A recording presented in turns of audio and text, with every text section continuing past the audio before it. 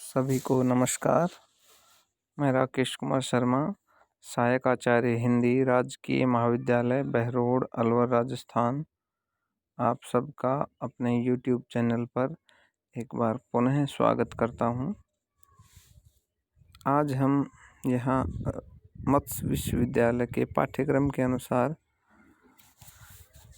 रीतिकालीन काव्य BA द्वितीय वर्ष के रीतिकालीन काव्य पर हम चर्चा कर रहे हैं, जिसमें रीतिकाल के रीति सिद्ध कवि, जिन्हें हम महाकवि बिहारी की व्याख्या के बारे में आपसे चर्चा करेंगे और उसकी आलोचनात्मक व्याख्या भी करेंगे। जो बिहारी दास जी ने अपनी सतसई में 713 दोहे लिखे हैं, उसमें से कुछ महत्वपूर्ण दोहे जो आपके पाठ्यक्रम में हैं, उन पर हम आज चर्चा कर रहे हैं। इसी क्रम में हम इसका व्याख्या भाग प्रस्तुत कर रहे हैं। आप अपनी पाठ्यपुस्तक है उसको खोल लीजिए और मैं जो दोहा आज आपके सामने बोल रहा हूँ उसको ध्यान से सुनिए, अपनी पाठ्यपुस्तक में देखिए और उसके बाद उसका पठन पाठन करते हुए उसकी व्याख्या को मेरे साथ समझते चलिए। तो मैं बता दूं, आज की जो व्याख्या है वो मैं आपको बता देता हूँ। तजी तीरथ हरि राधिका, तन दुति करि अनुराग, जिहि ब्रज केलि निकुंज मग, पग पग होत प्रयाग। एक बार मैं दोहा पुनः दोहरा देता हूँ। तजि तीरथ हरि राधिका, तन दुति करि अनुराग, जिहि ब्रज केलि निकुंज मग, पग पग होत प्रयाग। देखिए, बिहारी दास जी ने जो अपने दोहे हैं, इसमें श्रृंगार के साथ साथ नीति और भक्ति को भी लिया है। भक्ति के दोहे काफ़ी कम मात्रा में हैं, लेकिन जहाँ जहाँ उन्होंने भक्ति के दोहे रचे हैं, वहाँ वहाँ उनकी भक्ति में एक अलग ही जो प्रेम भाव है वो दिखाई देता है कि ये बिहारी कवि इस तरह के हैं कि इन्होंने भक्ति में भी सौंदर्य को ढूंढ लिया है। वो अपने जो इष्ट देव हैं भगवान श्री कृष्ण और राधिका जी, इन दोनों को अपने काव्य में कभी ना कभी इन्होंने याद जरूर किया है और जब जब अपने इष्ट देव को इन्होंने याद किया है तब तब एक अनोखे दोहे की इन्होंने रचना कर दी है। तो ये दोहा जो हम अभी व्याख्यायित करने वाले हैं, इस दोहे के बारे में मैं आपको बता दूं कि ये दोहा भी एक तरह से आप अपने इष्ट देव के प्रति एक तरह से ये समर्पित भाव से लिखा गया दोहा है कवि बिहारी का, जिसमें उन्होंने न केवल भगवान श्री कृष्ण वरन राधिका जी को भी अपना इष्ट मानते हुए इनकी जो युगल छवि है, दोनों का जो युगल सौंदर्य है, उस सौंदर्य की इन्होंने यहाँ पे चर्चा की है। तो मैं यदि इसको सप्रसंग व्याख्या के हिसाब से यदि आप तक बात को शेयर करूं, साझा करूं, तो बता दूं कि प्रसंग के रूप में आप ये बता देंगे कि जो भक्त है वो बहुत ही एक तरह से भक्ति भाव से परिपूर्ण है, यानी अनुरागी है, बहुत ही अनुरागी है।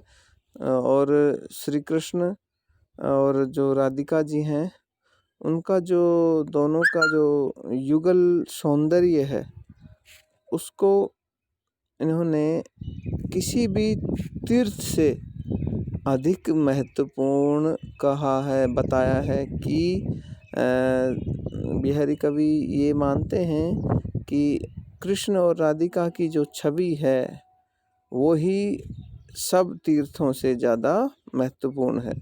तो कैसे इन्होंने ये बात बताई है, तो आप व्याख्या के रूप में इसको स्पष्ट कर सकते हैं। कैसे, देखिए एक बार। तजी तीर्थ, तजी त्याग दो, तीर्थ तीर्थों को, जो तीर्थ वगैरह करने जाते हैं लोग, उन सबको क्या कर दीजिए, त्याग दीजिए। सब चीज़ों का त्याग कर दो, कुछ नहीं रखा तीर्थ करने में। ये एक भक्त या कवि बिहारी का मन, ऐसे समझ लीजिए दोनों तरीके से, कि भक्त अपने मन को कह रहा है या कवि अपने मन को कह रहा है कि हे भक्त, तुम सभी प्रकार के तीर्थों को त्याग दो। जो व्यक्ति तीर्थाटन करता है, इधर उधर भटकता रहता है, दूर दूर तक जाता है और वहाँ पर मत्था टेक के आता है, तो इन सब पर इन्होंने ध्यान नहीं देने की बात कही है। बल्कि वो क्या कहते हैं, वो कहते हैं आगे, तन दुति कर अनुराग, तन तन नहीं, उससे पहले है हरि राधा तन दुति। हरि राधा, हरि भगवान श्री कृष्ण, राधिका यानी दोनों, हरि यानी भगवान श्री कृष्ण, राधिका यानी इनकी प्रेयसी राधा, यानी कृष्ण और राधा। तन दुति, इनका जो तन की जो दुति है, जो छवि है, जो रूप सौंदर्य है, वो उसकी जो शोभा है, उससे करी अनुराग, तुम्हें उससे अनुराग करना चाहिए, कि तुम्हें उससे प्रेम करना चाहिए।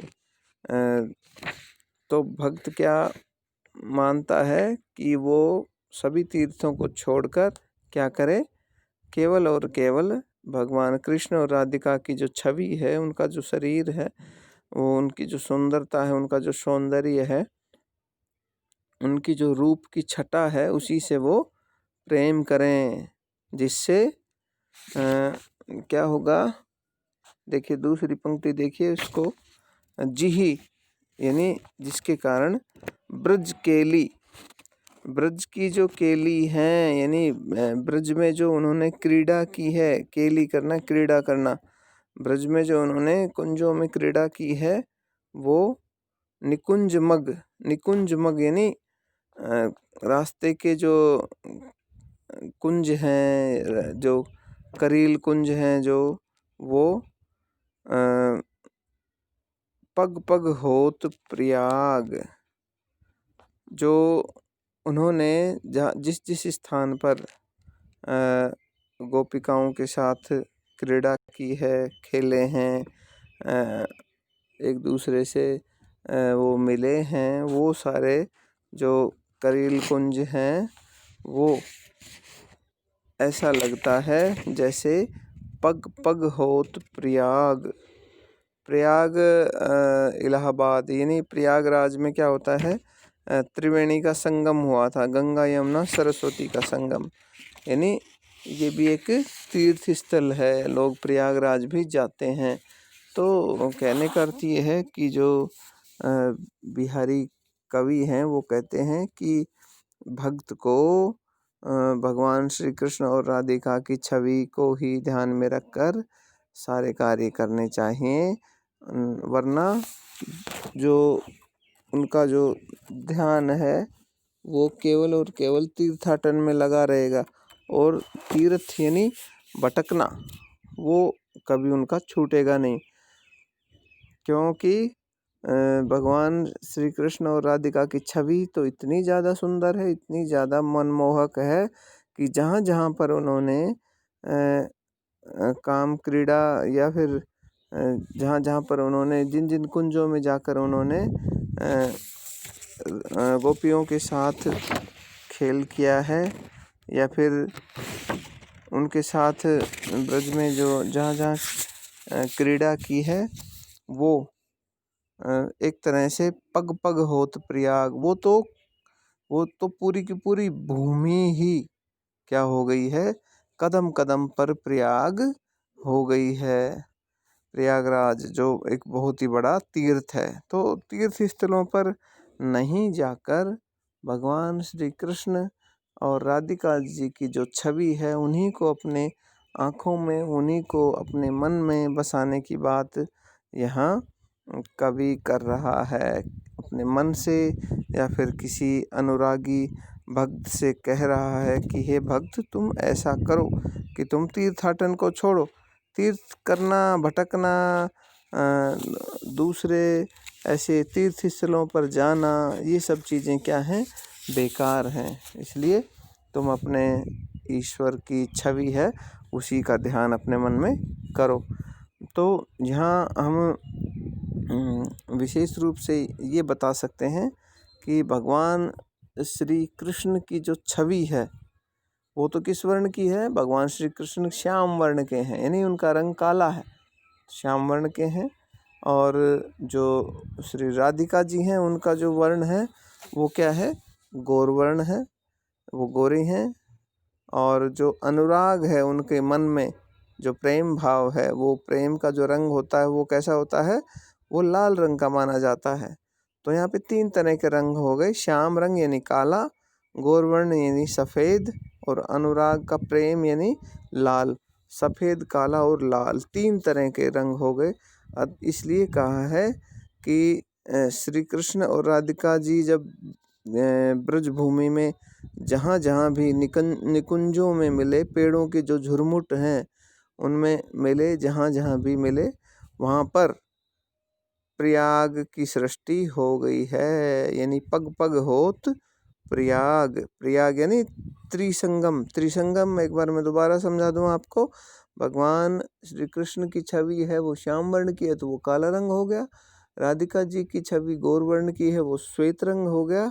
और जो अनुराग है, जो प्रेम है, उसका जो रंग है वो है लाल रंग। इसलिए सफ़ेद, काला और लाल, इन तीनों की क्या हो गई है, एक तरह से तीनों का संगम हो गया है।